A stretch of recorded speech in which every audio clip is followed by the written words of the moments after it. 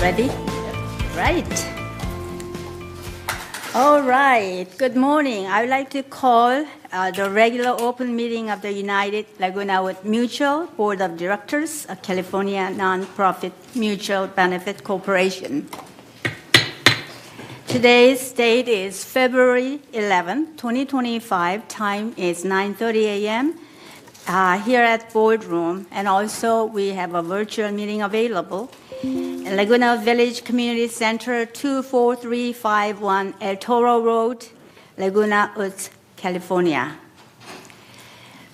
The purpose of this meeting is to conduct the regular United Mutual Board meeting in accordance with Civil Code 4930 and was hereby noticed in accordance with Civil Code 4920. We have quorum established, and Tony is on the road traveling, having fun with his wife, which is good. And let's do the Pledge of Allegiance to the flag by Director Praters leading. Ready to begin?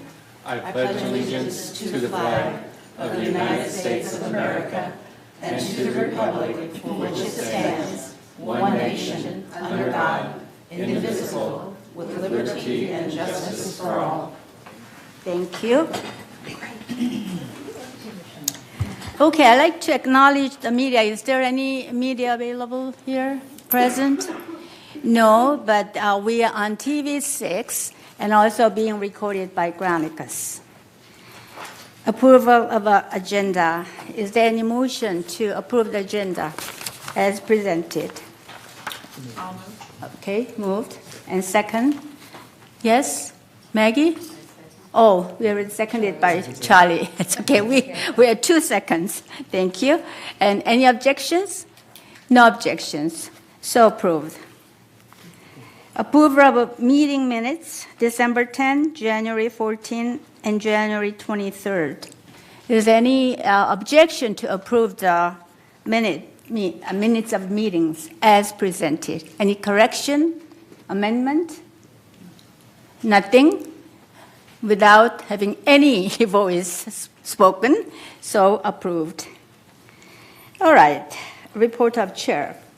Well, we've been talking about the fire and security issues and so on, but finally weather got settled down. We had a little rain, and we are back to the normal Southern California weather, cool. And I believe that the rain is on the broadcast again. It's a weathercast coming soon, tomorrow or Friday, so on. So I like to bring some of the positive attention because, we've been on the edge all those January and February, so on. So is any good news? And look up the materials. And I know our treasurer is going to report later on the agenda item, but I am receiving regular monthly property resale report, not only for the United Mutual, but also the Third Mutual, so on, all combined report, very detailed one. And then I found that very good news. Monthly average number of resales of the United Mutual was increased from 2023. That chart I'll cover from 2022, 23, 4, and 25 January, up to that portion, so I can compare the whole data. And the monthly average number of resales was increased from 2023 to 24. 2022 was a little irregular because it was still COVID time, so it didn't make much difference. So I compare 23 whole year and 24 whole year. It increased by 55% from 20 to 31 monthly resale numbers. And total numbers of the yearly resale of 2023 and 2024 was 340 to 351 for the whole year period. And monthly total sales volume in dollars were increased by 94.5% from $5,864,000 to $11,405,000 $3,900. Most importantly, average resale price was increased by 25.5% from 2023 to 24. The dollar amount was $293,200 to $367,965. So it was $293,000 to $367,000, which was 25.5%. In January 2025 value, average resale price was $420,289, increased by 14% from December of 2024, which means our resale value was pretty good, over $420, average, which was not much lower than that of Third Mutual. I believe they did not sell very expensive homes, Yes. But it was very encouraging. Yes, we are suffering from the increase of assessment fees. Everything is going up, so we are suffering from our limited income. However, at least our house value, our resale value, is gone up pretty much, so which is very, very encouraging.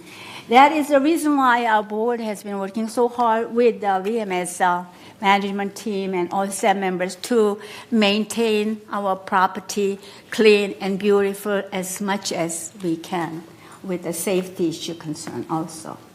That is my comment this morning. I hope you are all encouraged also. Thank you. Open forum. 3 minutes per speaker is allowed. At this time, members only may address the board of directors regarding items not on the agenda and within the jurisdiction of the board of directors. The board reserves the right to limit the total amount of time allotted for the open forum to 30 minutes. A member may speak only once during the forum. Speakers may not give their time to other people. No audio or video recording by attendees, and no rude or threatening comments. Members can attend the meeting by joining the Zoom link, which is written on the agenda, or call 669-900-6833 or email meeting@vmsinc.org to have your message read during the open forum. Do we have open forum speakers? Yes, our first speaker is Chris Collins.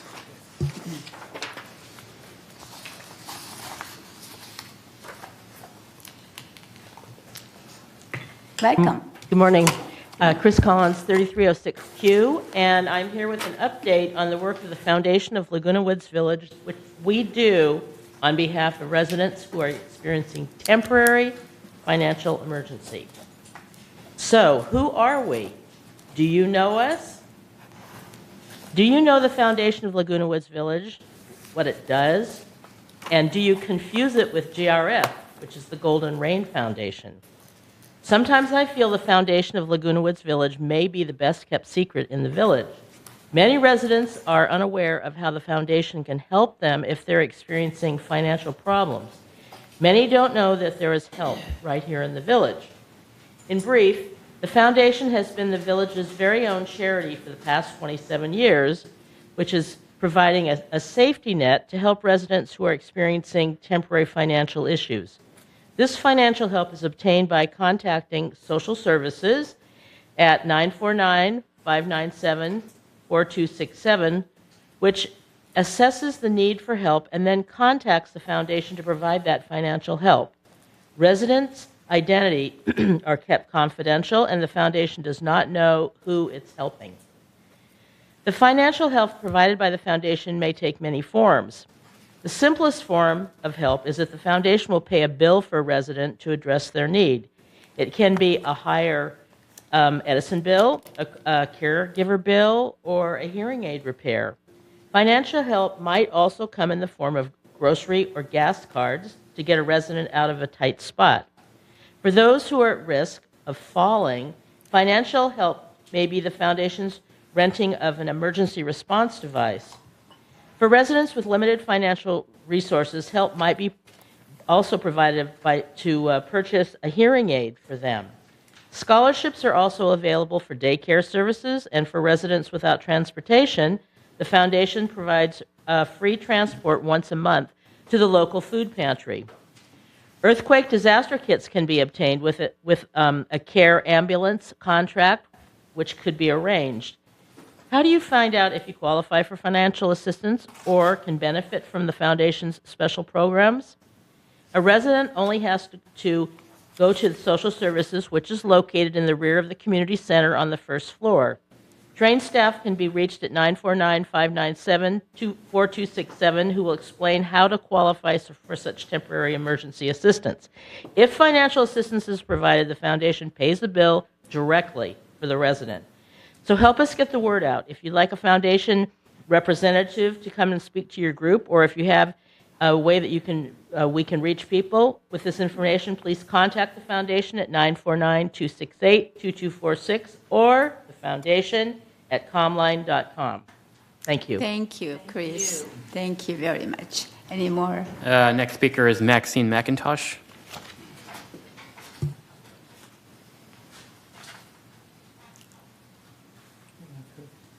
Good morning, one and all. Welcome. Wonderful, thank you. Wonderful to be here. I just really wanted the opportunity to come and say how much I appreciate this board and the work you're doing. I've been here 32 years, going on 33, and I've seen a lot of boards come and go, and this has to be one of the best. I'm very, very grateful, and I hope other people are becoming even more grateful. I have a little concern over some of the letters I see to the editor in the Globe and so forth. And we've seen it year after year, people who are not really yet informed about the duties, the responsibilities of the board, and how it functions. And I hope they'll take time to find out that 80-90% of the happiness you have living here is due to this board. The board has control over all the rules, all the hours. The construction workers may not start at 5 a.m. in the morning and wake up all the retirees. They have to wait until the hour set by the board. And when people have a particular concern, they can always bring it and stand right where I am. I'm just so sorry that some people haven't soaked that up yet. It's just wonderful to be living in the community where the board also lives here. Every board member lives in this united, so they know what they're putting up with and what they're doing and how it helps each other. And that's wonderful. I've been thinking how terrific it would be if most of the people, one time out of all the years here, would send a note to the board saying, thank you very much. Thank you very much. Okay, our last speaker is Dr. Elizabeth Romano. Good morning. I want to address the problem that we have with a lack of leadership that's not qualified. And the last meeting that I wanted to speak at, I was taken out of this room and locked in another room over here so that I couldn't speak. Okay, the CEO here is not qualified, and you cannot do criminal activities towards people here. Okay, the other thing you retaliated against me with is just for speaking up. And the last thing I saw in my house is a guy was on the roof hanging a camera down. Okay, this is unacceptable, the way that you treat people when you want to retaliate against them. And this woman is not qualified. She is a career criminal. Look at all the Please don't financial. talk Sorry. about Okay. CEO. Take a Personal look. ones, Okay. yes. We are missing a lot of money. Okay, we have bad leadership. There's a federal charge coming down for kidnapping for being removed because I wanted to speak against somebody who's not qualified. Thank you very much. Thank you. All right, any more? Okay. May I Yes, say something? sure. I'm really tired of these constant complaints and personal attacks against our CEO and others.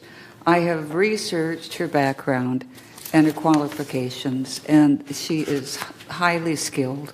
I so appreciate that she is here running our village. She does a tremendous job. She has to run Third, United, and VMS staff. It's a huge job. And I have looked into her past, and all I could see are good things And every person has challenges with staff along the way, and you address them, and that's what happened. So I find this repetition over and over uncalled for and almost slanderous, and I wish it would stop. Thank you very much. All right, any more comment to the speaker? Yes? To the previous speakers, to the lady that came from the foundation,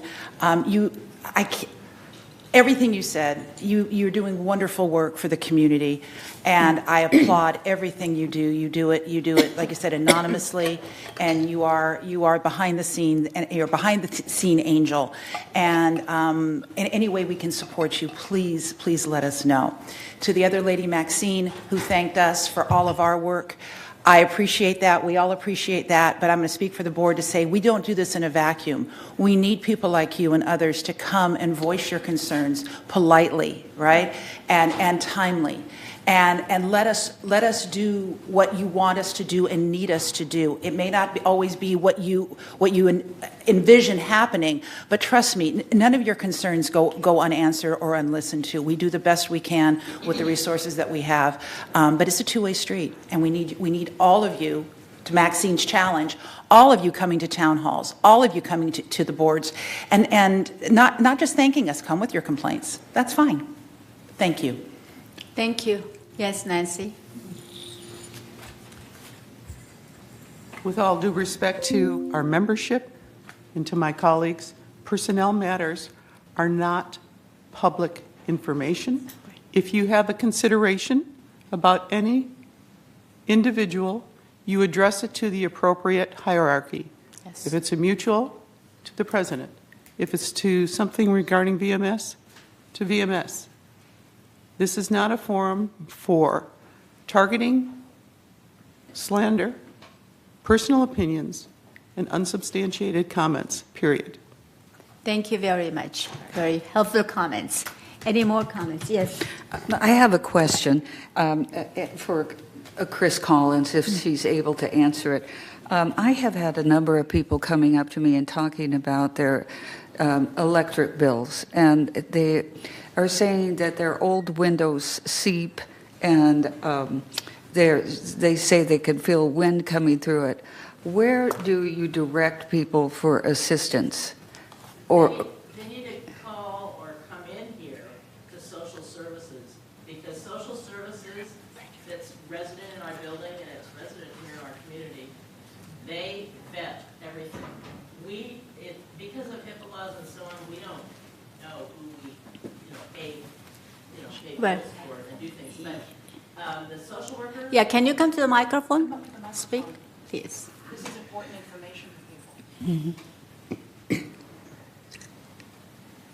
people. Social services is they vet everything and they clear everything. We're essentially for the social services. We're like their fundraising arm, and we've expanded our mission because we've had the largesse of an expanded budget. We do the fundraisers here in the community where residents and clubs contribute, which we're very grateful. But we've also had some bequests and things that have come to us. So we've been able to expand what we're doing, and so originally the mission was to help people that had temporary financial crisis. Then we've diversified and gone into like this fall prevention thing, and that was based on the fact that so many of the ambulance calls are provoked by people that have fallen, and we know that once someone falls, that leads to all kinds of different things. And so and the emergency response devices. And I know during cold weather we do pay for the Edison bills for people that have been vetted by social services. So that's the best thing. Yeah. Thank you. Thank you very much for the information. If we have any further questions, yes. Before you leave the microphone, would Yeah. you repeat that telephone number that you gave a while ago? I'm going to have to go get it because I. Oh, okay, sorry. But I think that would be good for us to Helpful. just direct them directly to Chris.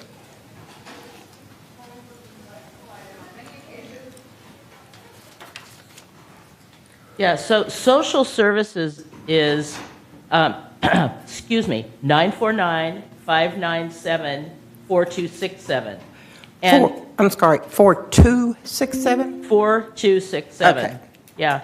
And, like, if someone calls resident services, they can give them that information too. And it's in the breeze, it's all over the place, that phone number. But they're the ones, they are, the social service people, they just work untiringly on our behalf. Thank you. So, yeah, thank you. Good. I think the big part about today's announcement is the fact that, we know what GRF is, the Golden Rain, and that, they administer all of the public facilities that we Right. have, golf course, pools, whatever. We're not that. Right. This is a private Yes. 503C Right. charity. So that's the Yeah. whole thing. But thank you so Thank much. you And very it's really, much. it's your reception of the information that I bring is really good. We really appreciate that. So thank you very much. Okay. And we're having a planning, we have a yearly planning retreat. It's this Thursday, and we're looking at how we can partner with the community on disaster preparedness, because I don't think anybody that lives in Southern California wasn't pretty wound up about what happened in January. So Right. anyway, so that's what we're... Tom, did you have a comment? Yeah, Yes. Chris, do you ever not fund anything that's referred to you by Social Security, Social Services? Sorry about that. We're not really It's in tax league with, time. we're not in league with Social Security. Marcy Scheinwald and Beth Perrick, who have been in leadership for many, many years, and they told me that there was only one time in many, many years that they didn't fund something that was recommended by Social Services. So, Marie, did you have any more comments? Yes. To the lady who gave us that nice compliment, I can't tell you how much we appreciate that. Oh, Maxine. Okay. All right. Yeah. I'm sorry. Uh-huh. Am I on? Okay. I can't tell you how much we appreciate that, and I want to pass on. Recently, in one of our landscaping meetings, we were talking about the people who service us, doing the landscaping, and I said, people complain when they don't like something, but it's kind of against nature to do what you just did and go forward and thank people. So I'd like to encourage you, whenever you see anybody doing a good job, Right. tell them you appreciate that good job. Thank you so much. Thank you. Any more comment, response to the comment? All right, let's move on to the past open forum speaker response. Ms. Jeannie. Yes, at the 114-25 board meeting, we had several speakers, and I'm going to list the outcomes or the responses to those concerns. Imelda Aguilera, Manor 529C, was asking if the mutual could replace her moldy window due to the moisture intrusion incident that happened last year. Per the United policy, the window did not qualify for replacement. However, our vendor cleaned and sanitized the window frame. Staff confirmed that there is no moisture found in the drywall. Dory Newman from 321C requested and was recommending that we form a neighborhood watch due to the crime going on in the community. That recommendation was received. Miles Pruitt, 191D, was concerned about the crime incident that has happened in his neighborhood. The Director of Security, Eric Nunez, addressed this issue during the meeting. Roberta Burke from 933B was requesting an installation of light near the isolated area near the gate. Maintenance and Construction Committee is reviewing this lighting request and will advise Ms. Burke of determination when they have made one. Christine D. from 332C was asking where the evacuation area was when there would be a fire in the area. She also wanted to know if the United building is fully insured. Buildings, I guess, is fully insured. Again, Director of Security Nunez addressed this issue during the meeting. And finally, Janet Diaz of 472D was concerned about the sex offenders and why we are allowing them to reside in our community. Our criminal background qualifications policy, Resolution 01-2221, dictates that United shall evaluate the nature and severity of the crime and the elapsed time to make a determination based on facts and evidence rather than a perceived threat. Some of the criteria for the evaluation is based on the following: date of conviction, recent convictions are more relevant than older convictions, age of the individual at the time of the conviction, jail time and/or fines imposed by the court at the time of conviction, the type of crime, and any other mitigating circumstances. Thank you. Thank you very much. Okay, next item on the agenda is number 9, CEO report. Thank you, Siobhan, Honorable thank President, you. members of the board. This morning, I want to highlight hot topics in our community, starting with information about Southern California Edison power outages. We encourage our residents to be prepared is the message I'd like to emphasize this morning. Planned and unplanned power outages can happen at any time. We strongly recommend that all residents, especially those who depend on electricity to power medical equipment, register with SCE to receive alerts and updates.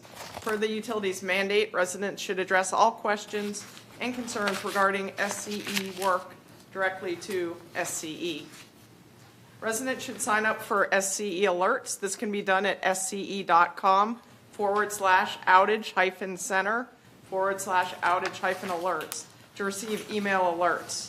Residents can visit sce.com to view current information, visit the outage center map, and check the status of scheduled maintenance outages. Residents may also call SCE customer service at 800-655-4555. I also want to emphasize Edison's special programs. The Medical Baseline Allowance Program allows Edison to automatically contact participants in a Stage 3 emergency rotating outage. This provides enrollees with an additional 6.5 kilowatt hours of electricity per day, and residents can apply at the address shown on your screen, sce.com/residential/assistance/medical-baseline. The Critical Care Battery Program offers eligible customers a free portable backup battery to power their medical devices during outages. Again, you can apply at the address shown on the screen before you.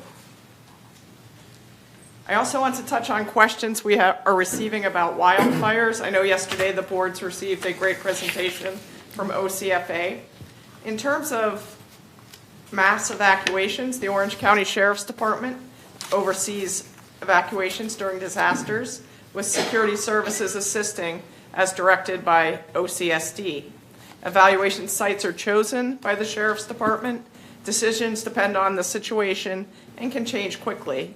Evacuation sites might include schools or large shopping center parking lots. The main goal is to always protect the evacuees. Further, on wildfire information, to stay informed about fire events, visit the Orange County Fire Authority at ocfa.org or on Twitter or X at x.com/OC Fire Authority. Statewide updates are available at fire.ca.gov/incidents. Residents are also encouraged to enroll in Alert OC. This is the county's mass notification system at ocgov.com/about-county/emergency to receive real-time sensitive messages directly to home, mobile, or business phone with options for text and email notifications. Residents are also encouraged to enroll in the Village's Code Red system. This is our emergency alert system. In emergencies or situations requiring urgent communication, Code Red delivers brief, critical alerts via phone, text, or email to residents. Visit LagunaWoodsVillage.com and click Sign Up Today under the red and black Code Red icon located at the bottom right-hand corner of any page. You can also register through the resident portal. Residents who have tree trim and removal requests should contact Resident Services to submit consideration request of the removal or off-cycle trim. Resident Services can be reached via email at residentservices@vmsinc.org or by telephone at 949-597-4600. Again, the board received a great presentation yesterday from OCFA. I wanted to mention some of the information that they have also shared with staff. And what I wanted to highlight this morning is right now, The only requirements for vegetation management are in the northwest corner of Laguna Woods along Laguna Canyon Wilderness Park. The area is currently the only part of Laguna Woods labeled as a very high fire hazard severity zone. I know this may change with the new maps that are coming out, but the area is inspected annually and was marked compliant for the 2024 inspection season, and we are looking to have the 2025 inspection start in March by OCFA. And also OCFA wants us to be aware that they will not mandate removal of any living trees. They state that well-maintained, mature and watered trees can actually provide ember protection in the event of a wildfire. OCFA stresses the vertical separation of trees from the ground or vegetation underneath to prevent a ground fire from climbing up a tree. But again, you learned much more yesterday during the presentation.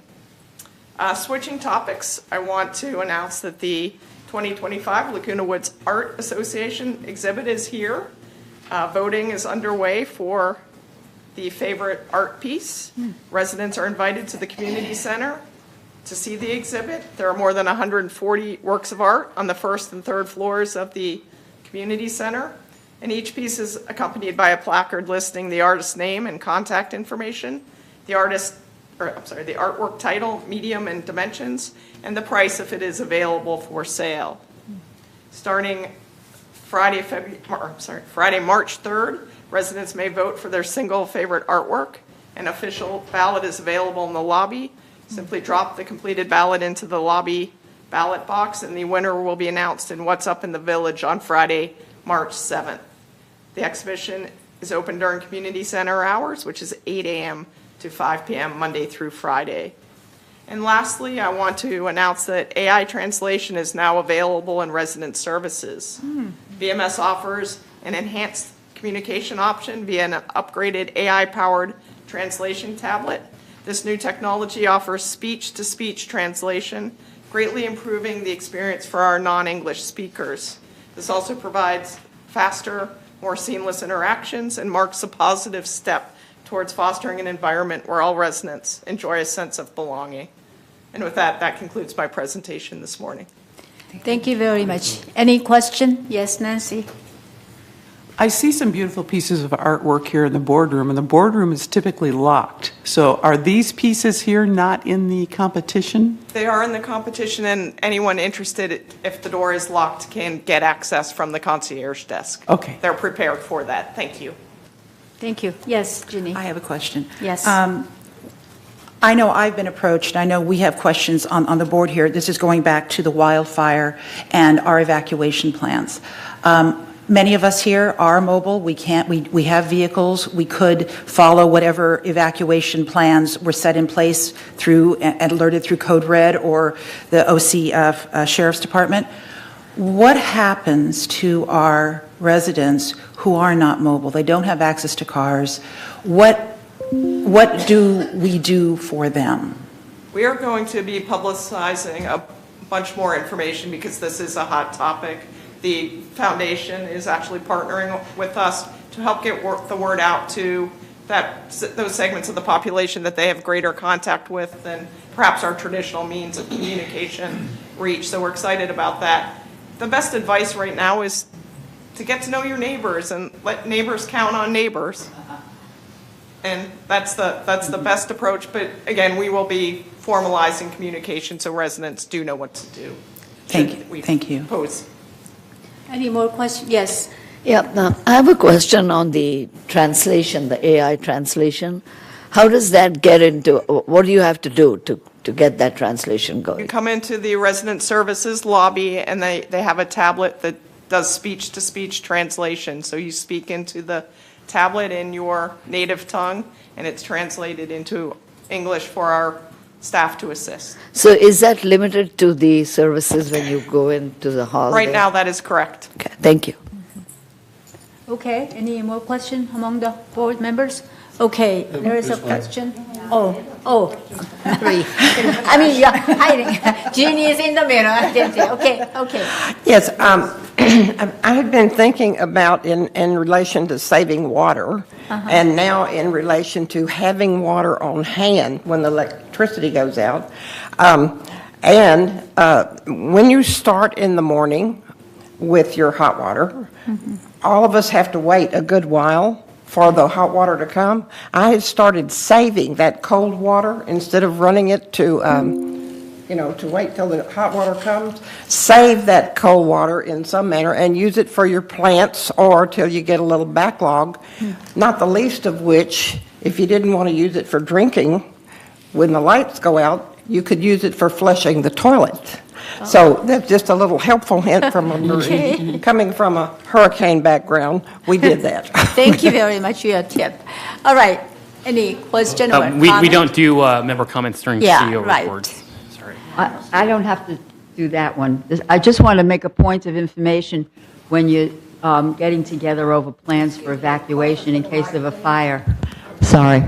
And that is that, unfortunately, my husband had become bedridden, and I lived down on the creek, and the only way to get up quickly were the steps, or to ride down to the ramp and get up. But one could not see whether there was a fire or a tree down, so I had a neighbor's telephone number to call for that. But I called the office here, and I called the fire department, and neither one have any plans for someone to give an address to firemen, policemen, whoever it may be in case of an emergency, a list of addresses where there are handicapped people that need help to get out. And I think that that's something important to think about. I don't know how many we have in the community, hopefully not many, but when it comes to a situation like that, it really is a very important issue to be able to know. Because I thought if I put a sign on the window, they would see, but they said no. So thank you. Thank you. Well, if you have a comment, specific comment, please be on time for the member comments and give it to us. Yeah, you came late, so we usually, right. Just email us and email the staff, so on, because it's a matter of our meeting, the parliamentary procedure. So thank you very much. Okay, let's move on to the consent calendar. All matters listed under the consent calendar are recommended for action by committees and will be enacted by the board by one motion. In the event that an item is removed from the consent calendar by members of the board, such item or items shall be the subject of further discussion and action by the board. So we have A through G. Is there any motion not to approve this consent calendar or any item to abstract from the consent calendar list? I move to accept this consent calendar. Okay. I Any second. objections? No objections. So it's approved by consensus. Thank you. Okay, 11, unfinished business. Disciplinary update report. I believe we do not have the staff person to present this list. So I suggest you, agenda item 11A, can you please review? And if you have any question at this moment, we can ask to Siobhan, and then she will check the answer and bring back to us. I don't see any dramatic change, anything like that. Any question? Yes? I have questions. Okay. Landscape. What would be an example of a landscape infraction? And it appears to be on the increase. So what reasons would you have for possible reasons for that? It could be illegal planting, it could be too many pots in a particular area, pots in the common area, et cetera. But I can get you more information on why we're seeing an increase. It's more just a point of information as to what this would be, right? Okay. Any other question? Other than that, can we just approve to receive this report as is and ask that question? All right, thank you very much. Let's move on to next item, 12. New business, town halls.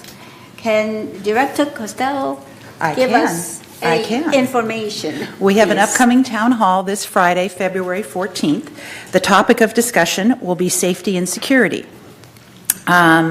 We have Chief Eric Nunez, Director of Security for Laguna Woods Village, will be on hand to discuss the steps that have been taken and are being taken going forward to reduce non-resident access and curb theft. We will also review with our members the proper procedure for allowing their visitors access to our community, various types of gate passes, using Dwelling Live, etc., and reporting incidents for response in order to provide them with the tools to make them part of the solution. Hope to see you all there. Thank you. Okay, Nancy, question? Right. Comment? I think it was the last email blurb. I don't know if it was from Siobhan or from you, Mickey, but there wasn't anything about this coming town hall subject matter listed. I noted that. So how can we let people know other than through this meeting? Can you issue an email to the membership about it? Because we had a lot of questions about security, et cetera. So I know that I think we would get a good turnout relative to that, but it's just not out there right now. Well, it is, but I agree with you. I think an email to the community would help. Based upon Dick Durbin's suggestions previously, we now have it listed in the Globe. Yes, it was you. Yeah. We now have it listed in the Globe and in What's Up in the Village. Right. But I agree with you. I think an email from the president will reach a lot of people on this very, very serious and hot topic. So thank you, Nancy. Thank you for your suggestion. We'll try to do it. All right. We don't have to. No, we don't have to, yeah. Okay. Madam Chair, Yes. a possibility for a future town hall is the El Toro Water District just provided a wonderful update on safety and everything that they do to make sure that water is flowing, that all the equipment is working. It was very, very helpful. And if you're looking for topics, they say that they will come out and help us. And also the Orange County Fire Department would be another source. And they both have excellent presentations. Thank you. Thank you. Okay, no more comment on town halls. Let's move on to 12B, entertain a motion to approve clarifying language to the subleasing resales and membership transfer fees. So, Madam Clerk, Secretary, can you read the resolution? Yes, subleasing, resales, and membership transfer fees. Whereas the Community Services Division collects fees when processing resale packages, non-escrow membership transfers, and subleasing and lodger applications. And whereas the processing fees have been in place for several years and are currently included in their associated policies, but have not been officially approved by way of resolutions. And whereas all community services fees established by the board should be identified in one resolution and placed on the website to provide transparency and improve communications. Now, therefore, be it resolved, February 11th, 2025, that the Board of Directors of this corporation hereby ratifies and adopts the following fee schedule related to processing all resale packages, non-escrow membership transfers, and subleasing and lodger applications. United Sublease Permit Lodger Rental Room rental fees, administration processing fee, $160. Application rush fee, $100. Application renewal fee, $160. Application extension fee, if the original agreement is less than 12 months, $60. United resale fees, required additional fee for recording of memorandums for cash sales, $280. United Trust transfer fees, membership certificate non-escrow transfer, $50. Required recording of memorandums, new, $280.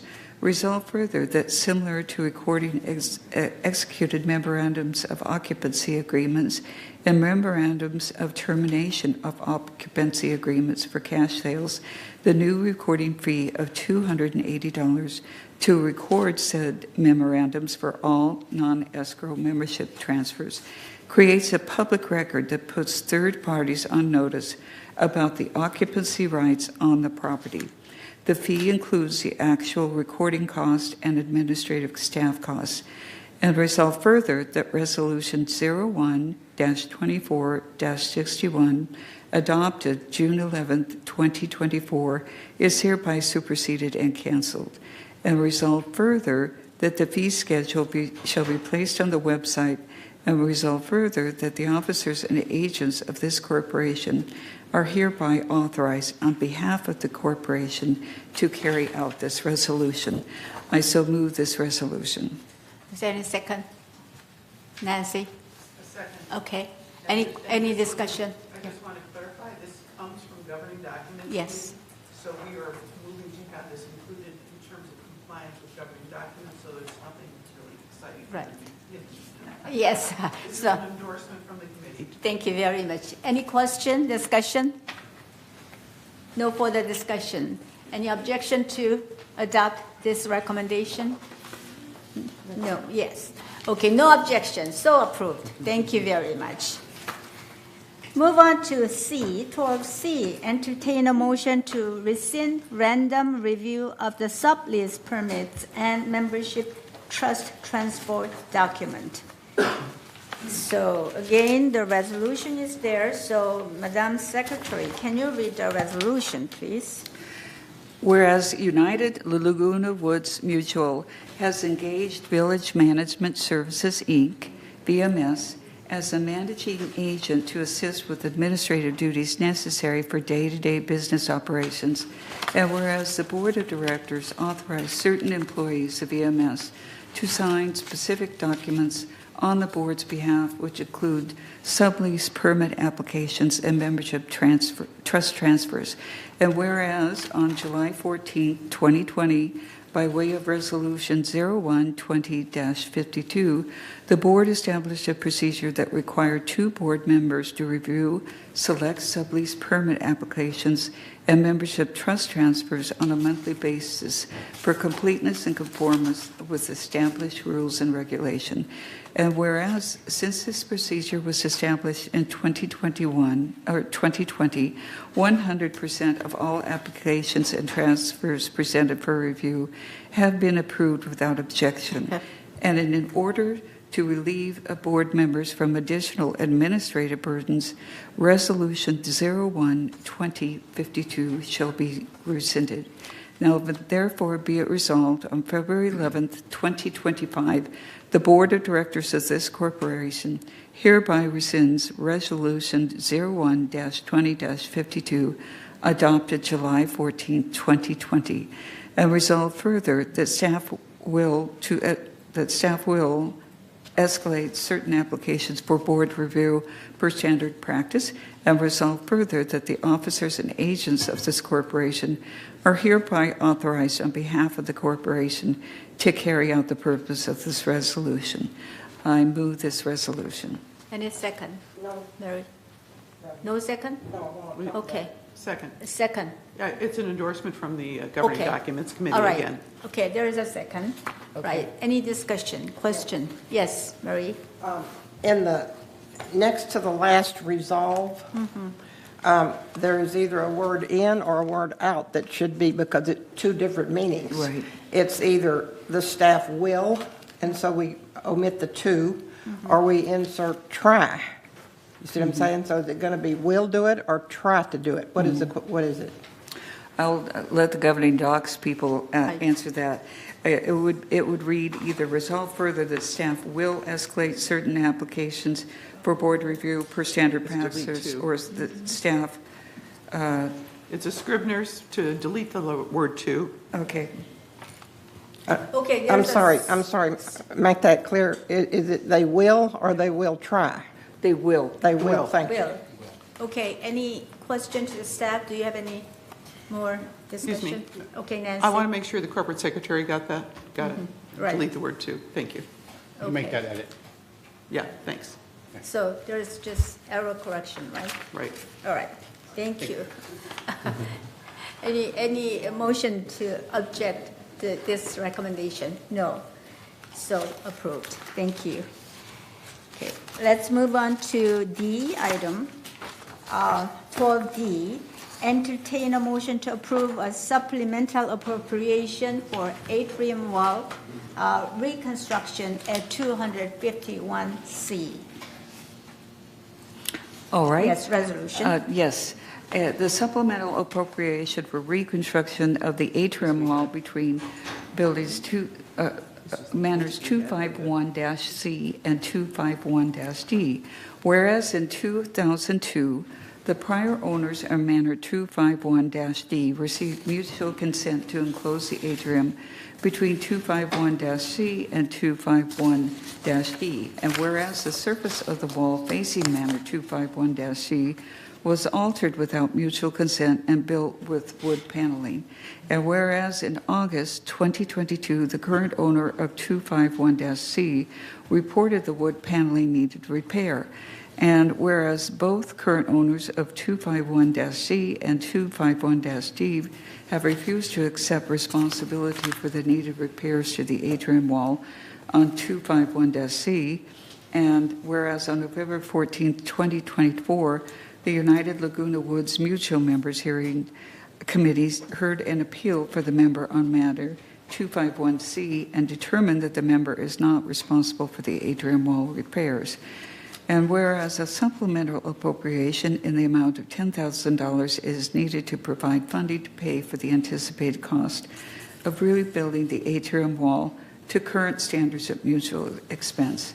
Now, therefore, be it resolved on February 11, 2025, the Board of Directors of this corporation hereby authorize a supplemental appropriation in the amount of $10,000 to be funded from the Reserve Fund for reconstruction of the atrium wall between Manor 251-C and 251-D, and resolve further that the officers and agents of this corporation are hereby authorized on behalf of the corporation to carry out the purpose of this resolution.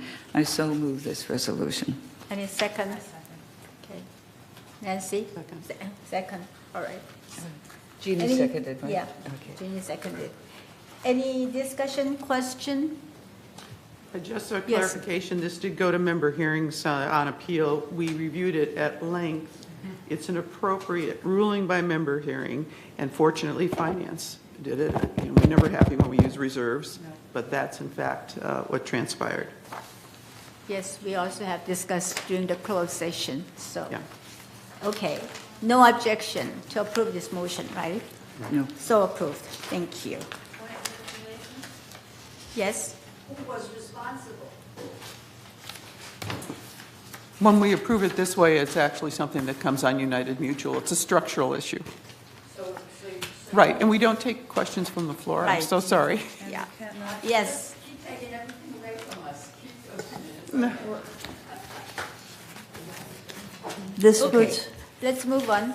just to remind the audience. To If, resolve. Yeah, if if any you- member has any question, please send an email and ask us individually. or if you have a comment on a specific item on the agenda, you can fill out a pink Right. card right here in advance. Thank you. Okay. Thank you. Wow, we are moving very fast this morning.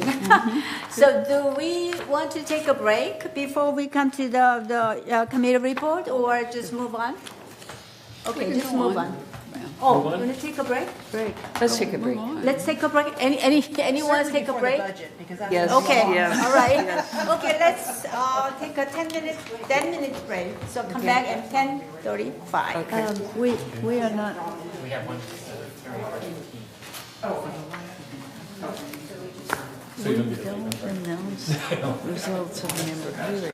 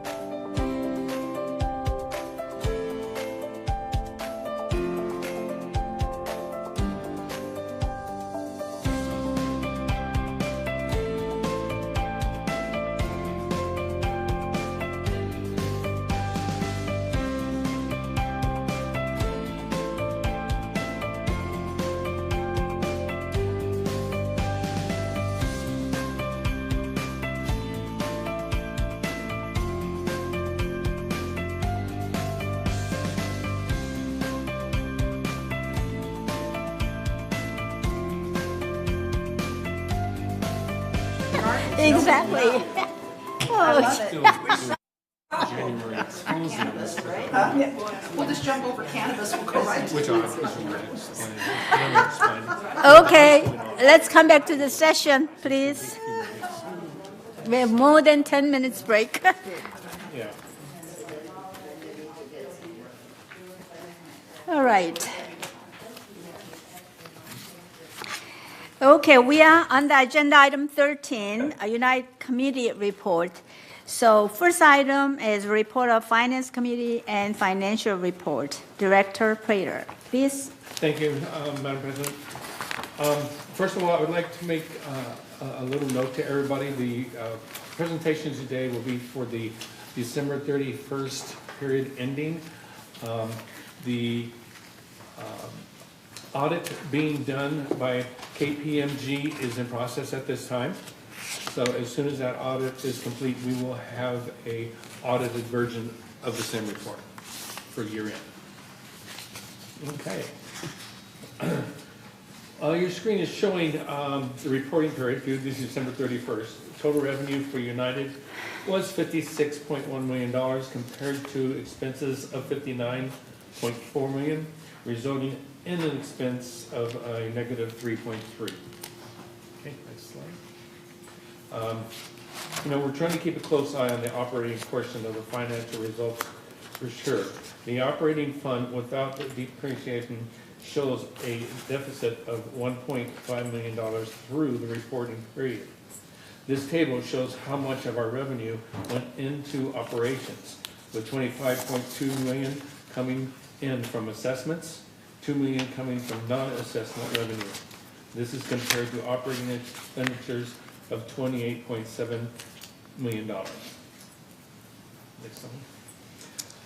This next table takes the full income statement and compares those results to the budget. We can see that United ended the period worse than budget by $1.2 million when combined with all funds. These are the most significant variances from the budget. You will see similar changes from last month. The largest one, of course, is the 1.5. Now, I will remind you that this is ending December, not into this year. And we had $1.5 million of favorable due to positions that were still not filled in January. Okay. Recruitment was done. They've added 10 personnel to the landscape and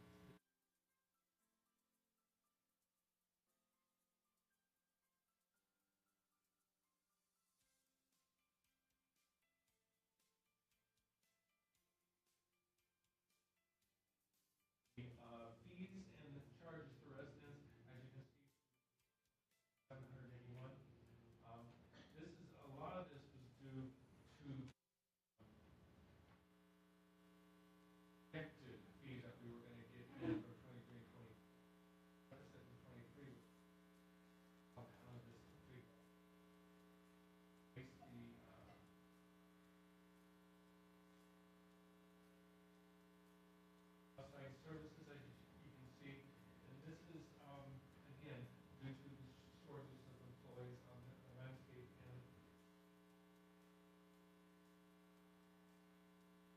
have been filled. I think we're going to see it.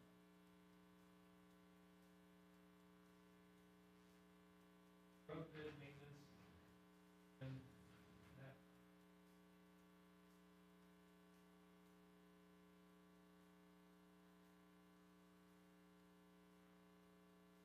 On this chart, we show the non-assessment revenues earned to the date of $2.7 million. Revenue is organized by category, of course, starting with the largest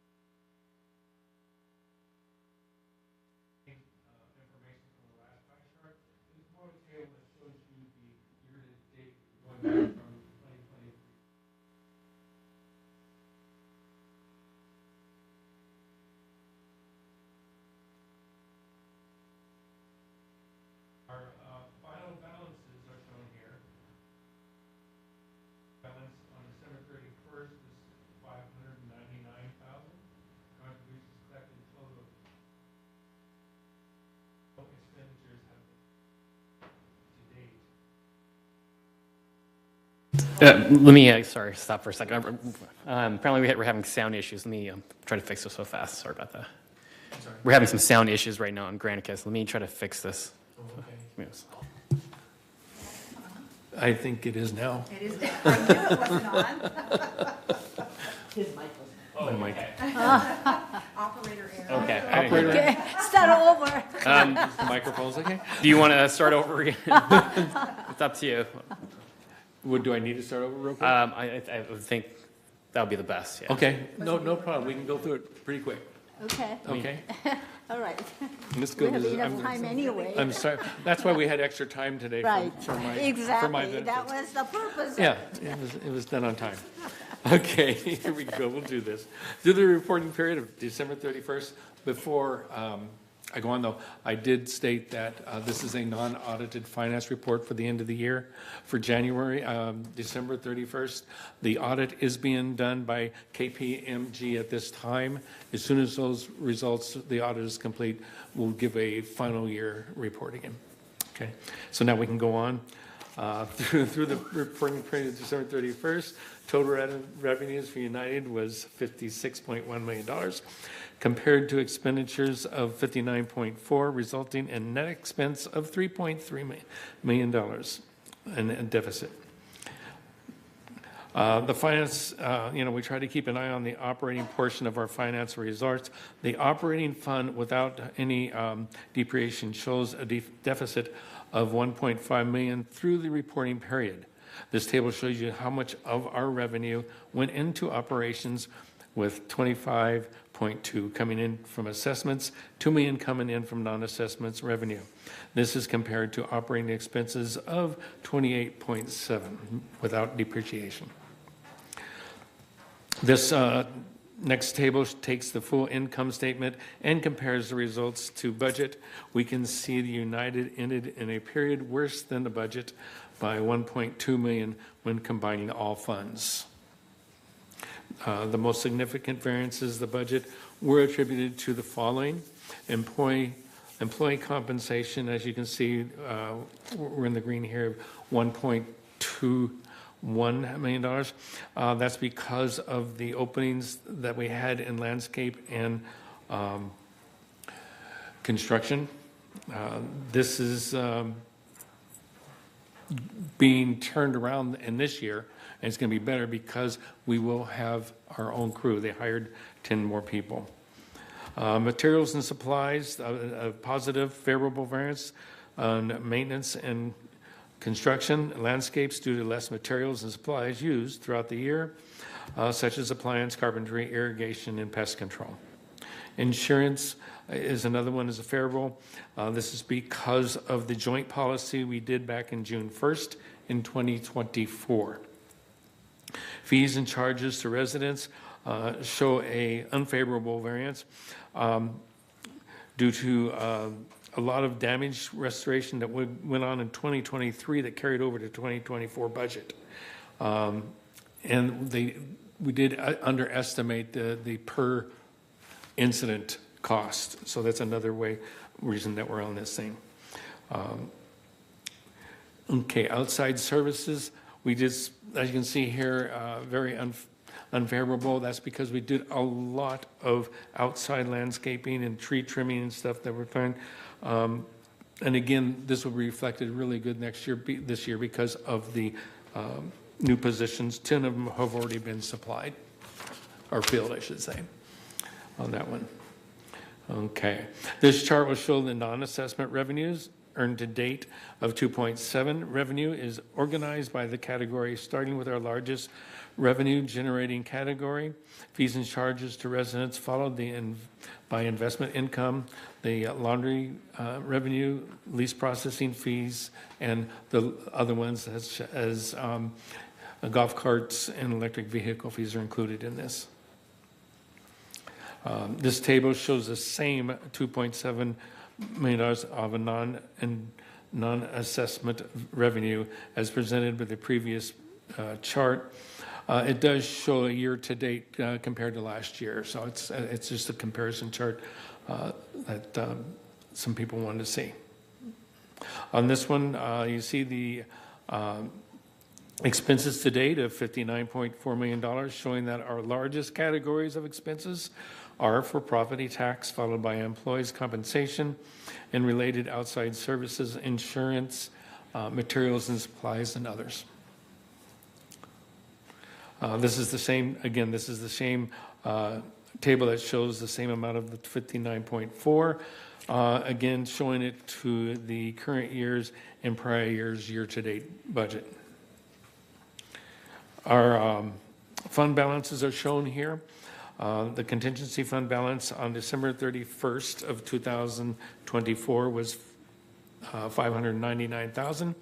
Contributions collected totaled $151K, and no other expenditures have been incurred to date.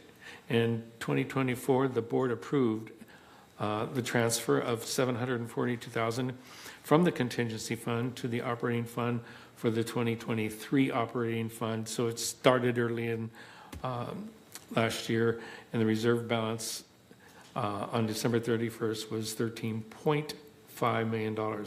Contributions and investment revenue collected totaled 13.7, while expenditures, as we said, were up to 15.5. Okay. We compare these non-operating fund balances to history fund balances for the past 5 years on this chart, and it still has an average balance of 19.3. This table illustrates a schedule of repayment for the temporary borrowing from the reserve fund. United has always kept a close eye on the repayment of any borrowed fund monies from the reserve fund. On November 12th of last year, the board approved a temporary borrowing from the reserve fund of $3.2. We showed the schedule here for the full repayment of money borrowed by March of this year, and they will be on schedule. All right. This is from the Finance Department, and here, Madam President showed you a lot of the positive things here on this chart. We had resales of 354. That's 14 than the prior year, as she said. The average year-to-date price in United is 391, which is 34,000 more than the prior year of the same period. So everything is heading in the right direction. With this board's help and the committees, I think we will have a really good 2025. Thank you. Yes, I just have a question. It seems to me we used to have a leasing report in this. I haven't seen it for a while, where it shows how many are at least for 5 months a year. We have a finance report page, right? Yeah, 13.3. 13.3. Madam Chair? Yes. Could we go back to... Georgiana, speak into the microphone. Oh, have you finished this? Oh, she's still working on that. Yeah, Her she found question. it. Right. She found it. Okay. She found it? Okay, thank you. Do we want to take a member comment at this time? Oh, just a minute. She has The a board comment. first, and then we'll take Now, Sue has a comment. Well, You I- got it's it, taken right? care of. Okay. Okay. All right. Could we go back to slide 10? And that shows, well, I think it was 10, where it shows the reserves. Sue, Right. speak into the microphone. Oh, okay, thank you. Okay, and yeah, this is so good. Right. This is what we're struggling with, and this is what the Finance Committee and the rest of the board are trying to redirect. Right. And so I just, when we try to talk to people about increases, this is something that we really need to pay attention to. We need to bump that up. Exactly. Last year, from 30 years report, it goes down until 2028. So it will further go down, but we try to turn it around if possible. That's why last year we increased reserve fund a little more and so on. And also additional, the revenue will be helpful for that, right? Thank you. Can I ask a question? Yes. I would Marie. just like to reiterate something that Charlie said on page 4. Would you look at page 4, please? Yes. That employee compensation. It looks like we over budgeted. He said this may I finish? It looks like we over budgeted, but when you balance that with what Charlie pointed out about the outside services, it kind of balances, but indeed we need to note that that would still be, and the reason it was out of balance because we didn't have the employees. We're now got 18 more from over there. That's going to be better. Right. But we need to be cognizant that even if we had all of those employees we needed, then we would still be 1,300,000 in the red. So I just wanted to point that out as we look forward, okay? Yep. Thank you. That's correct. Yeah, Maybe yes, but maybe no. Because Sorry? maybe yes, maybe no, because maybe those outside services were costing us more. That's what I'm pointing Than what out. the internal. Yes. So, yeah, so it shows that we, 2 million, right? Right. Yeah. Exactly. I understand exactly what you're saying. So that's the cost of outside labor is what Yeah, that that's says to showing me, us that to right? do it outside, it costs $1 million more, maybe. But we just have to be cognizant of both of those things and look at it as we go forward. Exactly. Okay, Tom, please. Actually, with the landscaping outside services, it used to be, I think, the ratio was for every 10 open positions, we could hire 9 outside services, and that's what they did. So that 1.3 is something other than the landscaping Costing more. costing more, because they just got less service, really, than 9 employees instead of 10. So the 1.3 million's an issue. Yeah, and that's correct. And some of that is also include outside services. We had an extremely uptick in damage last year Restoration. during the rains, Exactly. especially.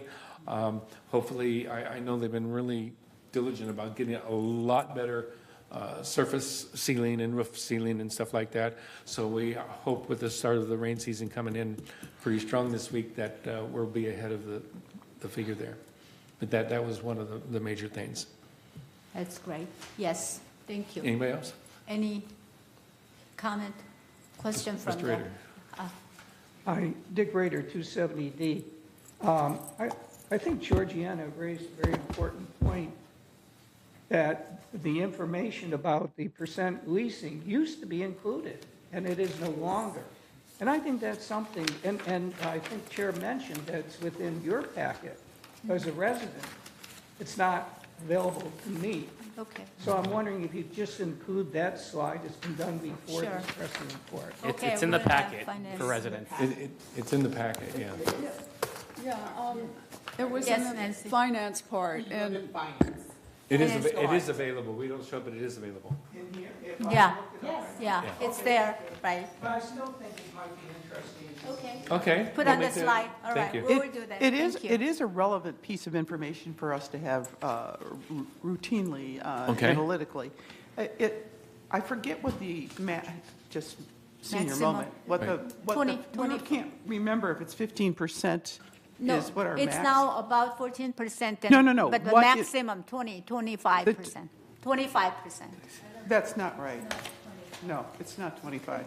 It could be 20, but 20, it's not yeah, 25. I think so. The third is 25. That's yeah, important we to are know because 20%. these are the leases we know about. Yeah. Because in member hearings, we have issues of illegal occupancy. Right. Right and left. So one of the things to note and dovetail is that when we have increased incidents of security complaints, thefts, spikes, and all this, it sometimes gets tied back to illegal occupancy, so on and so Right. forth. So we do want to have and handle and monitor what our lease situation is. It seems to, our security seems to be better. We know who's in the village, yada, yada, yada. The fees are being paid for it, which is important because we also see in member hearings where tenants, et cetera, damage properties, and then, what impact is that on United's budget and expenses? Yes, Okay, Georgiana. yeah, I think a thing I would like to know too is on the new properties that are being bought, how many are investors or how many are just putting them up for rent or something like that? Because I just, to get a better idea of what's going on. Okay. Well, I think in the resale packages that we sign, they divulge if they're going to do that. But of course, after the fact, we don't necessarily know. I mean, at any given point, one of us may say, oh, I want to rent my place out, et cetera, and we have to abide by the rules on that. But it's good. We really do need to keep this information prescient because it's relevant to a lot of other things.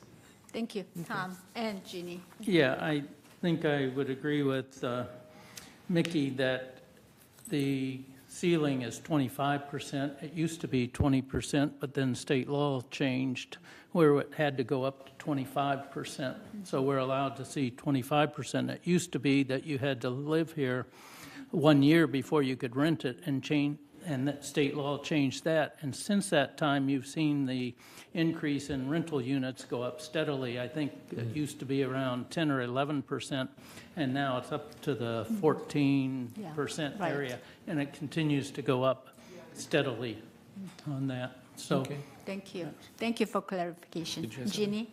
I have a question with the upcoming budget discussions going forward and revenue generating and trying to get back into balance again. Right. Golf cart electric fees, right? Right. We're talking about the people that charge their electric vehicles in their In the carport. garage, yeah. Right, okay. Is there a way, I'm asking because we have staff here, is there a way to pull the cost of that electricity from that? Because my point is, I think that's a loss leader. I don't think that the people who are being charged, myself included, in the garages to charge my electric vehicles is being covered by the $20 a month that I'm being charged to do so. So I think we're losing money on this proposition, and at very least, it should be, they should be covering the costs of their own electricity. That's my point. Well, may I? Yes. Madam Chair, thank Nancy. you. That's a very important point. We've kind of raised it tangentially previously, which is I have a dinosaur when use gas. And then my budget for gas per month is, a couple $100, whatever it turns out to be, versus you, which are paying $20 a month. So, people, and we're finding that more and more people are charging the cars, and we have the added issues that they're tripping the breakers.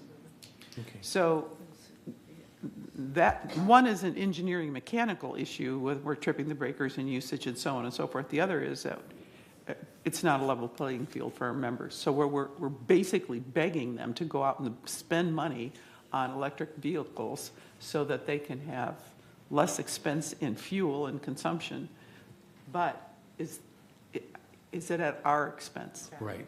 Okay, I agree with everybody here. I think that's a good point. And we got to note that one of our biggest upticks in expenses was utilities.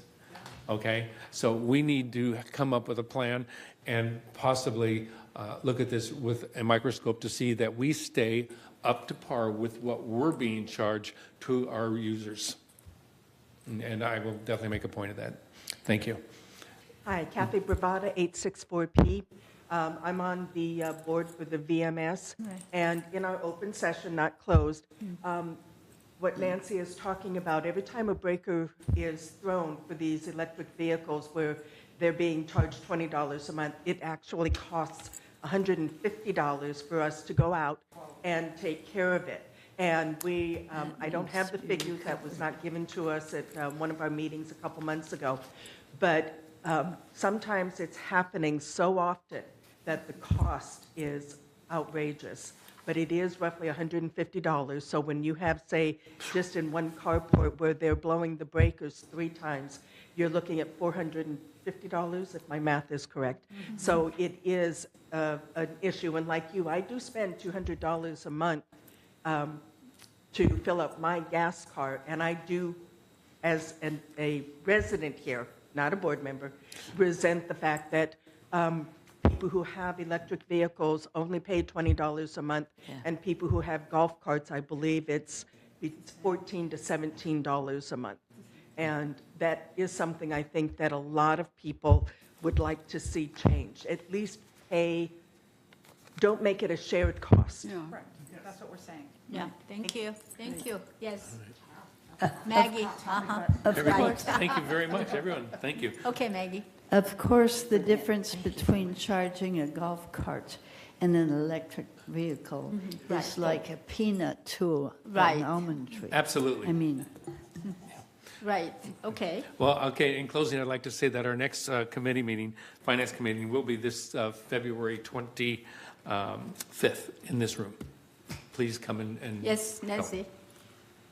Yeah, I'd like to hear some action connected to what we were just discussing. You know, Right. you're talking Oh. about is one thing, but developing an action plan, are we going to have some directive to finance to take a look at this? Are we going to, is it the Energy Committee? I think it's a Finance Committee and it's a fee. Yes. So United, I'm looking to see, to solve problems, you have to have an action plan. So we can't just leave this. Absolutely, and that's why I just mentioned the Finance Committee meeting is this February 25th, and I think we will put that on the agenda to make sure that is talked about and not just set aside. We're not going to skate on this. Okay, thank you. Thank you. Thank you very much. Any further comment on finance? Yes, Marie? Charlie, what time does that meeting happen on the 25th? It is at 1:30 1:30 p.m. 1:30 p.m. in this Yes. boardroom. Okay. All right. Let's move on to the next committee. It's Architectural Control and Standard Committee. Director Willis, do you have a report?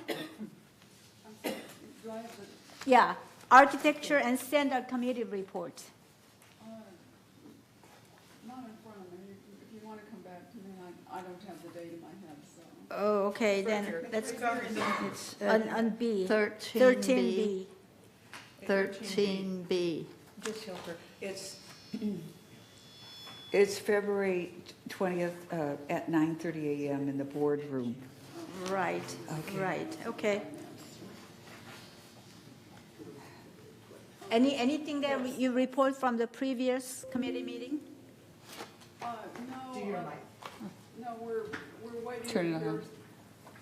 Okay. Oh, okay.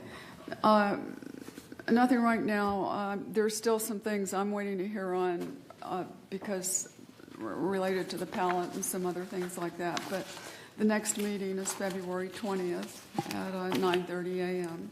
Okay, thank you very much. And number C, report of member hearing committee. Director Carlson, please. Yes, those are confidential meetings, so we don't share what goes Right. on in there, but I think it's a public service announcement that I'd like to make about that.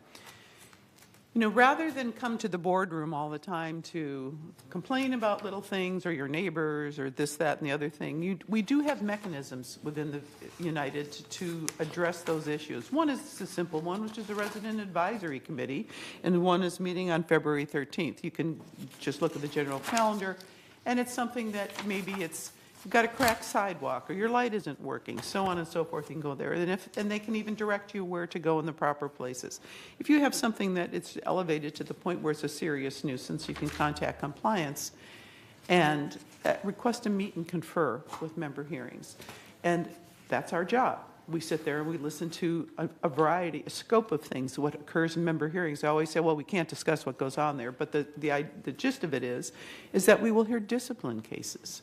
We will hear, we will have meet and confers about something that is a problem for you that you need an action or a decision on. We will ascertain from staff what is something that we are going to charge you versus what the association, United picks up a cost. Some things, we had one this morning. It was something to be done, and we had to rule on it. Is it something that is a United responsibility, or is it really on the member responsibility? So a lot of interesting things happen there, but the point that I want to make is there are mechanisms for you to come and express yourself and get solutions outside of coming to the boardroom, because we are the backstop. They are the action people that can direct you into the right places and see that things get done. Thank you very much. Very helpful comment. Okay, report of Governing Doc Review Committee. Ms. Blackwell, please. Thank you. We did talk about the criminal backgrounds checks, and so that was published. Also, it'll be published again because our people need to know it once somebody says we have criminals everywhere. We don't have criminals everywhere. We do have some errant guests and relatives of members, and those we will be watching. Okay, so our next meeting will be February 20. February. Okay, it doesn't have the date on the minutes. February 20th. February 20th, thank you. Thank you. Report of Landscape Committee, Director Kwam, please. Yes, our next meeting is January 27th. It's the fourth Monday of the month. And, it's on February 24th at 1:30. And I have a different message. People come to our committee all the time and request additional service. We cannot provide more than what we are funded for. If you want additional services, you need to talk to the board members, the finance committee members, and the entire board. We are doing the best we can with the funding we receive. Thank you. Okay, report of Maintenance and Construction Committee. Okay, myself and Nancy and Sue, Maggie, Nancy and Sue, Maggie, four of us are MNC committee, I believe. And we had a meeting January 22nd. An important issue was that we invited one of the vendor from Wash and Dry Services again. So we heard from them. It was a second time. Also, we had denied some golf cart parking space permit because we felt that was not appropriate. And we also had a budget discussion. I mean, very, very preliminary one because MNC is the largest budget. I mean, as you know. So we are starting that conversation again with the cooperation of with the finance committee again. So we will have a lot of issues coming up. So I like for you, even though you are not committee member, come too and participate in the conversation. And our meeting will be, next meeting will be February 26, 9:30 here in the boardroom. Thank you. Okay, and then move on to the report of Resident Advisory Committee, Director Willis. Again. That'll be Thursday. Okay. That'll be this Thursday at 4 in the Elm Room. So my question is there any members coming over and have some consultation regularly? Yeah, it's usually small, and I think there was a time one day when no one came. So it's an opportunity to just, if you've got something that's maybe fallen through the cracks, to come meet with the board members and some board members in the Elm Room, and we'll try and get some action on it. So I imagine a lot of people may have those issues, but maybe don't know about us because it's not highly publicized. But anyway, and it doesn't take that long. You just come and present the information, and we'll see what we can help you with. Okay, thank you. Right, Revenue Committee meeting. Usually we have a meeting right after agenda prep meeting on Thursday. So once you come to agenda prep, please join us. And we had a lot of good conversation. As you know, that we had some ideas from the last ad hoc committee. And we dropped one idea, the bingo one. But again, we're still looking at some infrastructure fee and Presbyterian Foundation, and some of the way that we generate our income and try to increase our reserve fund, so on. So we will continue to work on it, and so please come and have a conversation together. All right, and next meeting is again February 27, 10:30 in the boardroom here. Thank you. Okay, now we are through with the Unite Mutual Board, committee meeting, but now, yes, Regarding the United Revenue Committee, Right. good ideas come from everywhere. And trust me, people walk up to me all the time going, I have an idea, I have an idea. Please come to the committee meeting. Right. This is where all of us can hear the idea and start to formulate a plan and help move it forward. So we expect to see you February 27th, 25 with your great ideas. Thank you very much. Okay, move on to item number 14, GLF committee highlights. Again, it's totally different board, but we are all the corporate members, and we are serving in each committee, which is increasing our lives. So let's get involved. And first committee is the Finance Committee, GLF Finance Committee Director Tuning is going to report. I don't know why it's under prayer. Sorry. That's because I was there and Director Prater was not at a particular one. So there were two items on that in that December meeting that were of importance. One was that GRF Finance Committee suggested a revenue ad hoc committee, just like United, but not to compete, but to create revenue ideas. The other is that the investment policy will be updated, and they were looking at bringing in a professional advisor to look at that investment policy. So the next meeting there is February 19th at 1:30 p.m. All right. Thank you. Next item is report of the Community Activity Committee. Director Kwam?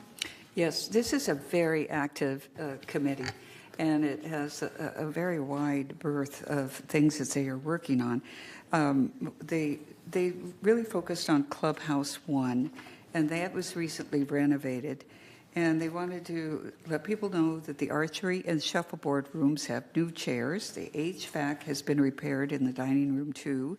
The drop-in lounge and the billiards room and the fountain have been repaired. The Clubhouse 1 locker rooms are being evaluated, and issues are being addressed. The activities that they put on are well attended. The New Year's Eve dinner dance sold out with 359 guests. The Performing Arts Center is currently closed to accommodate the new sound system installation, which is expected to be completed by the end of the month. Let's see, what else is really important? Everybody has got the fitness bug with the start of the new year. The fitness centers continue to be very busy with over 2,000 barcodes created for new users since December. So that's interesting.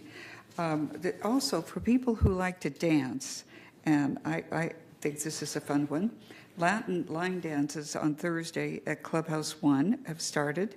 Polynesian Hulu has started, and various events.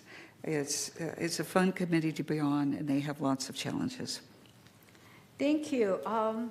Director Kwam, could you go on, continue on GLF Landscape Committee? Yes, the GRF Landscape Committee gets lots of questions about the Aliso Creek activities and upkeep.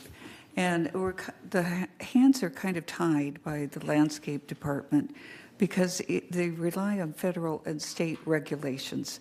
So people would like to see a more clean out, more visibility, but they have to work on that in conjunction with the state and federal agencies. So it makes it difficult.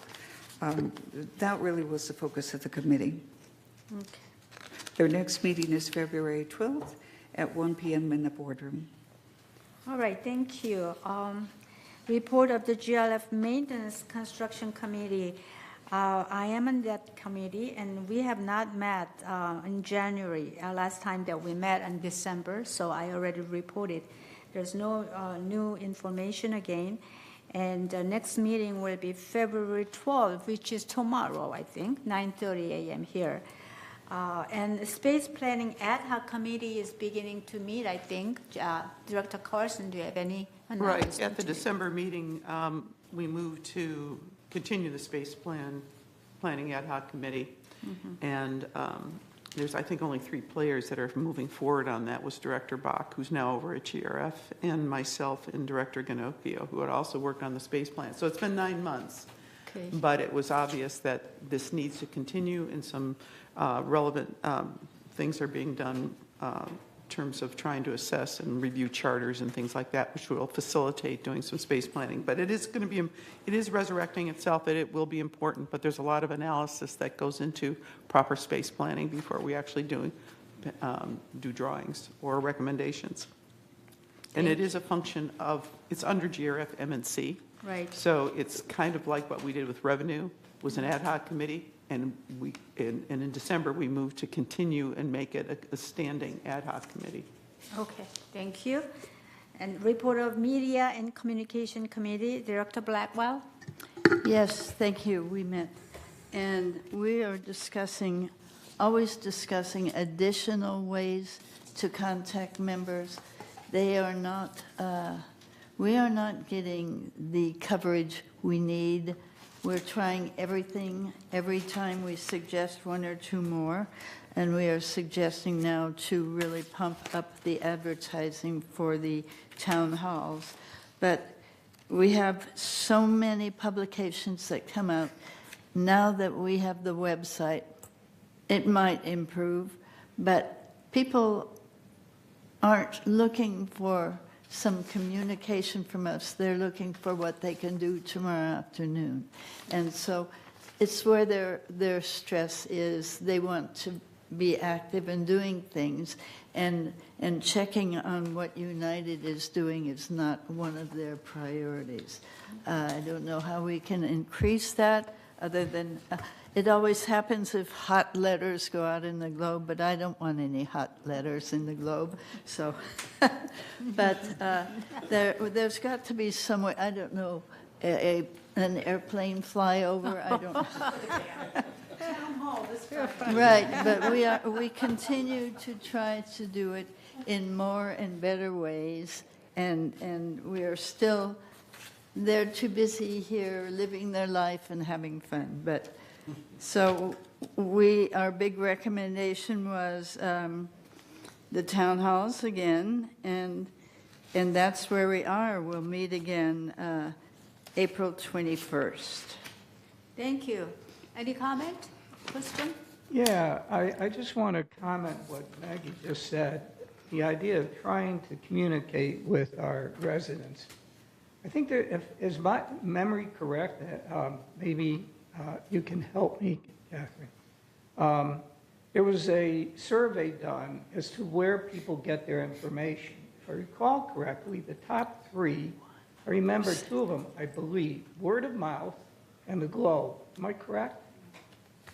Okay, and Channel 6, way out down here. So, yeah, we need to find new ways. And that particular thing, I believe it was not a lot of residents that responded, but it does give you an indication of what Maggie said, that people are not paying attention. So I have some thoughts, but I'm not going to present them right now. Okay. All right. I do have some thoughts. Right. I always do. There's an old saying, when the student is ready, the teacher will appear. To your point, if people aren't looking, they'll never see it. Right. Which is why I go back Exactly. to circle back, and why I didn't think of this before. We're placing information in places where we expect people to look.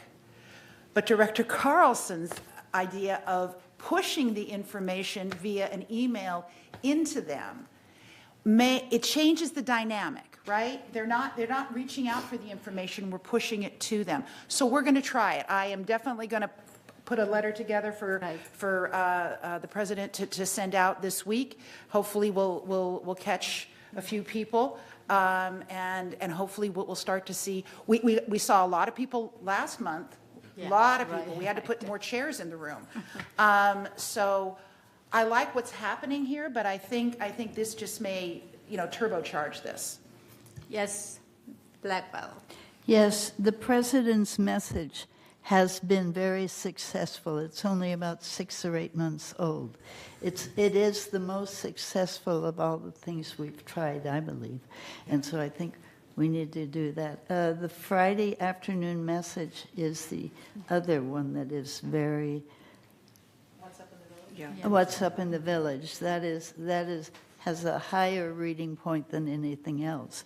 As far as a survey with less than 10% people. I'm not really persuaded by any survey that is less than 10 people. I mean, that's like 5 of your neighbors. That's Thank you. Nancy? Yeah, I've got a great idea. Why don't we start a telephone tree? I'll take the first 600. And we can call. I like No that. telephone. Yeah, we really Okay. do. It is. It's literally. Thank you very tell much people. for our enthusiasm. Communicate. Nancy's enthusiasm. Right. All right. Let's move on to report of a mobility and vehicle committee. It's also Director Blackwell. Right? Yes. The bus system,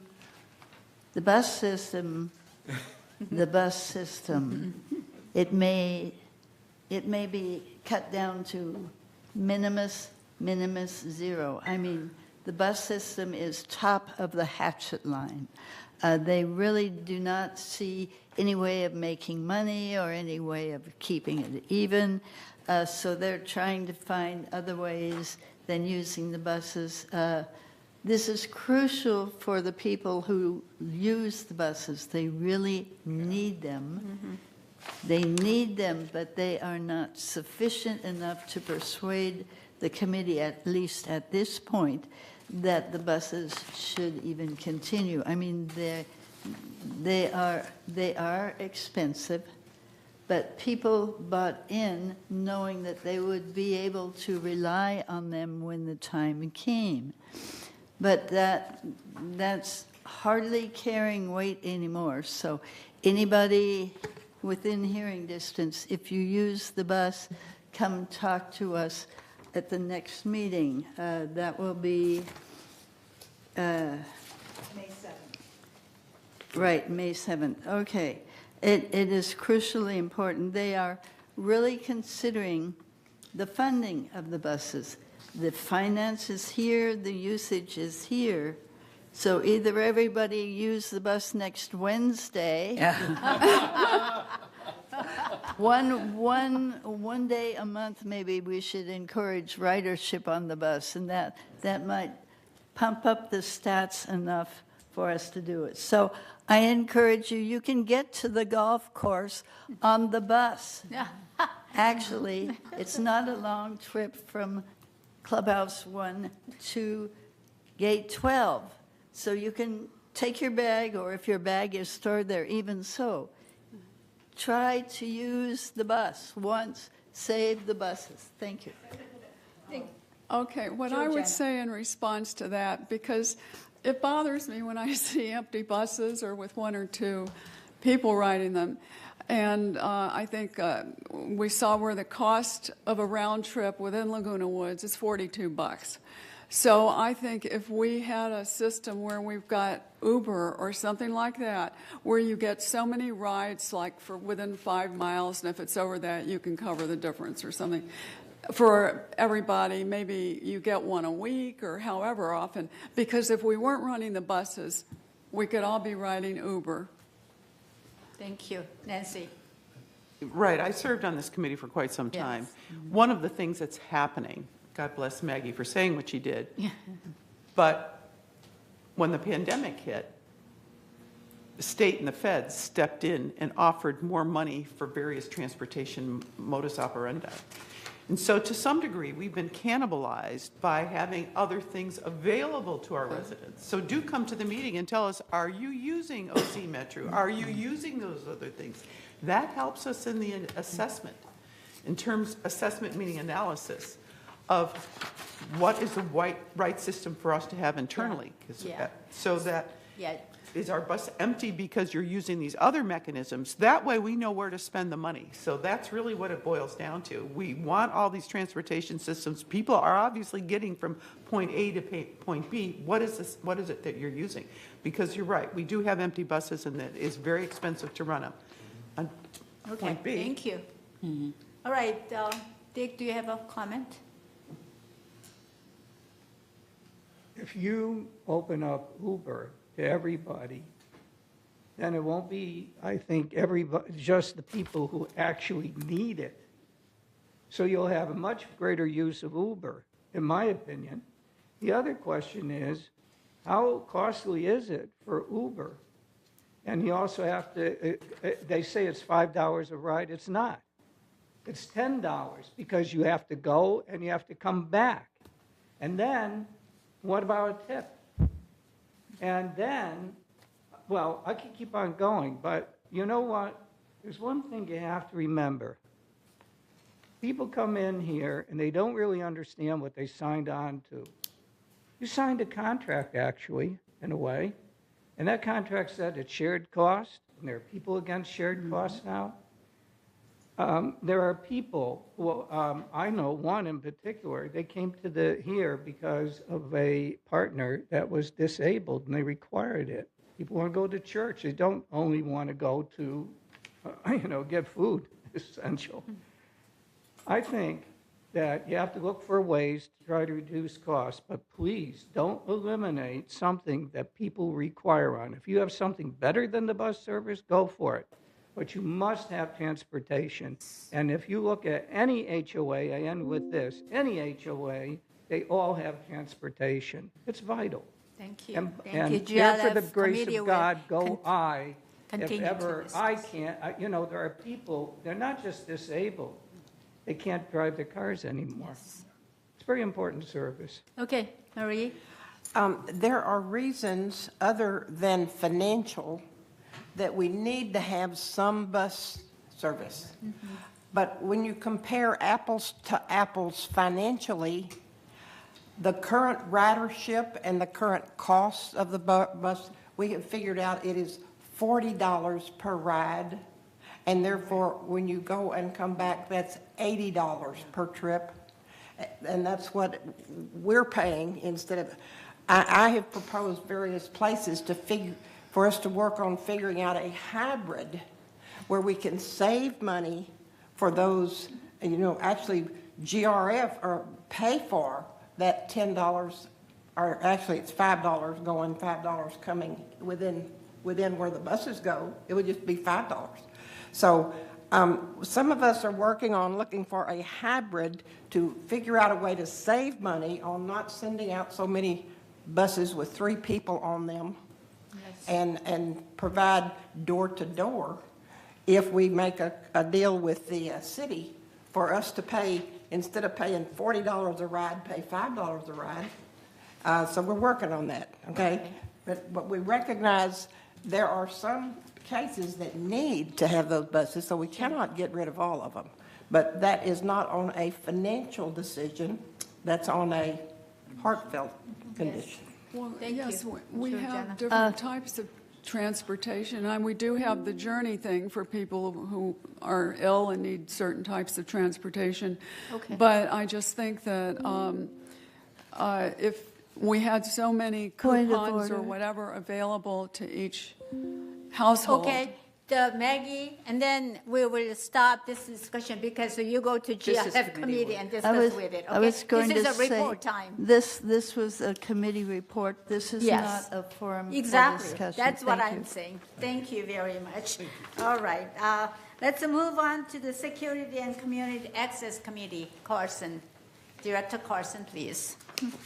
There are 2 principal things that are focused on there right now, and that's the smart cards, which would provide us an incredible analytics from transportation to all the recreation activities, and that's really, really important. And they're kind of dovetailing with IT with relative to having that happen, and that's something I really want to see some action behind. So whomever's else serving on that technical IT committee, please make this important. It ties to so many financial savings for us and takes the guesswork out of the things that we debate in the boardroom and in committees.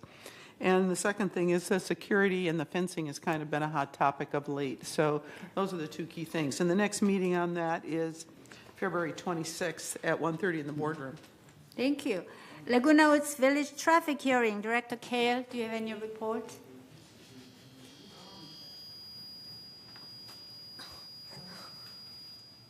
Sorry. Okay. Nothing out of the ordinary. We had our meeting and we had a few people being found guilty and the others being just let go. There's nothing extraordinary going on there. Okay. Routine. What is the percentage of getting ticket, valid Well, versus? last time I think it was 3 out of 5. 3 were found guilty with fines. Oh, is that right? Yeah. Okay. All right. I'm just wondering. Yeah. Thank you. Okay. Report of Disaster Preparedness Task Force. Director Willis, do you have any report? One thing that was brought up at the last meeting had to do with block captains, and we don't have them. In other words, there are people who are acting in certain capacities, but that's the next step, and we will be presented with more information. And so I'd like to see this get going so far as finding people who would be willing to be block captains. But some of what we're going to need is just coming from the police or whoever would help evacuate us in a situation like that. And they tend to have plans too. So right now we're waiting on some stuff and a presentation related to us so far as how to do the block captain thing. Thank you. Can I ask a question? Yes. What are the responsibilities of a block captain? What do they do? Well, right now, a lot of the volunteers we have a medical background, like a nursing or something like that. And so these people are involved, but it would have been more beneficial if someone had told them, okay, or to start preparing, get more volunteers. And so that's sort of what we're looking at now. People are going to be coming from the outside to present some information so far as related to emergency situations, and that's coming up, but that's sort of what we're waiting on. Maggie? Yes, the block captain has no physical requirements. They're supposed to go around and locate the handicapped people who will need help in their area. They are not to be the first responder. They have no need to do CPR. All they have to do is try to formulate and keep updated a list of where the most handicapped people live. So don't be afraid of becoming a block captain. All you're sending us is you send security the information so they can go check on these people. Okay. You yourself are required to do nothing. You can't be required to do Just anything. volunteer. Right. Okay. Thank you. Thank you very much. And Information Technology Advisory Committee, Mr. Tuning. Please. Yeah, this is primarily a meeting about the ERP system, which will affect everybody, especially that this next phase includes the budget prep system, which we will be using the budget prep for our budget analysis and everything this year. But I'd like to caution everybody that I see the cost and the schedule slipping some, but it's more important to do these kind of systems correctly than to try to put too much pressure on to get them done and under budget. So I'd like to see the support there, because you remember the people are doing, the VMS staff are basically doing double duty when you're implementing a system. They're taking care of the existing system day to day, but you're implementing a new system and testing it and everything. So it's real important to provide the right time and resources and support to do that. So the phase 2, which includes budget prep and AP and the resident services, field services stuff, is scheduled for the end of the year. By the end of the year, they'll be doing it quarterly. It may be a little aggressive, that time schedule, but that's the nature of these kind of projects, that they tend to be longer than anticipated and cost more than anticipated. So. Okay. Thank you so much for all your reports. Very, very useful information. All right, let's move on to the future agenda item. All matters listed under future agenda items are resolutions, 28-day public review, or items for future board meetings. No action will be taken by the board on this agenda items at this meeting, and this board will take action on these items at a future board meeting. One of the items on the agenda is painting program, established ad hoc committee. That's for future, right? Any other future item suggestions? Okay, move on. Now, I believe it's almost the end of our open session. Director's comment. Any comment? Yes, Maggie? Every resident who is here for longer than 60 days needs to be registered with United in some way. You have to, the only people that can tell us this are the neighbors. Your compliance number is 949-268-2255. We have lessees who are subletting, who are getting in roommates, who are doing this and this and this and this. And how they get their parking permits, I don't know. But we are going way down the line and way down here, and people are changing all the time, and the office can't go out and reach. The office can only receive information. So if you have neighbors that keep changing frequently, please call compliance 949-268-2255. They'll look it up for you. They won't answer you. They'll just look it up, and we'll see. And United will be a safer place because we will know who is here. And so please keep your eyes open and just make a call. It doesn't hurt a bit. Thank you. Thank you. Any other comments? Yes, Charlie? I have a question regarding the entrance. Are realtors given automatic passes? How does a real estate person wanting to do business in here, how are they granted access? They have to get a specific. There is an permit. application Yeah. that they fill out, and it's presented to resident services. Right. Thank you very much. Thank you. Okay.